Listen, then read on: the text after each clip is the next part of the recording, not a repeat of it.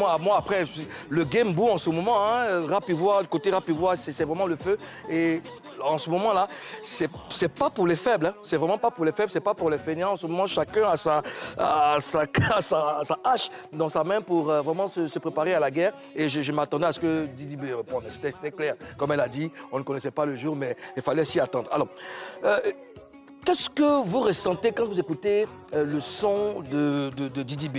Quand vous l'écoutez, qu'est-ce que vous ressentez chez lui, Karina? Je ressens la rage. En fait, il est passé à la vitesse supérieure. Didi B a cette manière-là de faire ses musiques où il attaque, il fait un peu de pique, il lance un peu de pique aux gens. Ça, c'est la vitesse 1. Maintenant, la vitesse 2, fois 2, là, c'est ça, il vient de faire la distac. En fait, tu ressens quelqu'un qui n'a plus oreille, quelqu'un qui veut plus se laisser marcher là-dessus, qui veut plus attendre que lui là vienne faire distac et puis lui va s'asseoir, va se jouer les gens, les artistes qu'on regarde un peu de loin, un peu matures. Moi, j'ai senti quelqu'un qui veut plus que... Tu vois, donc, qui veut plus donner l'heure à quelqu'un qui est dévoué, qui est révolté. À la guerre comme à la guerre. À la guerre comme à la guerre. Mimi, oui, mon président. qu'est-ce que tu ressens chez Didi B quand tu écoutes ce son?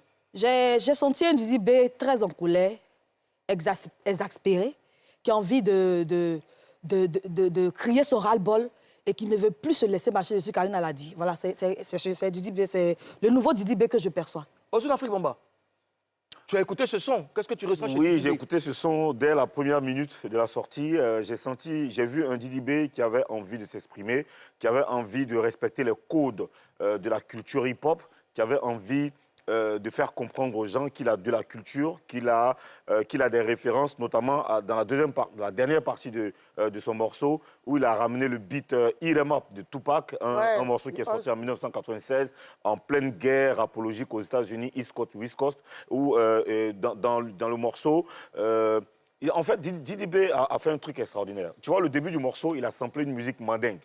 Okay? Il a fait des mélodies mandingues. À la fin, il a samplé une musique, il a ramené une musique américaine, c'est-à-dire Eat 'em Up de Tupac Amaru Shakur. Alors, Eat 'em Up lui-même, qui est un sample d'un artiste américain, tu vois, qui s'appelle Dennis.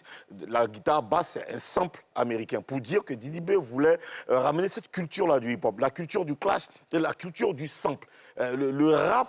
le clash fait partie de l'ADN du rap. Donc Didi B nous a même fait des dédicaces à ses mentors tels que Yves Zobo Jr., Nash, Garba 50 à la fin du morceau, pour dire qu'il a beaucoup de respect pour les anciens et il a beaucoup de respect pour la culture hip-hop. Donc moi j'ai écouté ce morceau, je ne me suis pas attardé sur le fond, je me suis attardé sur l'opportunité.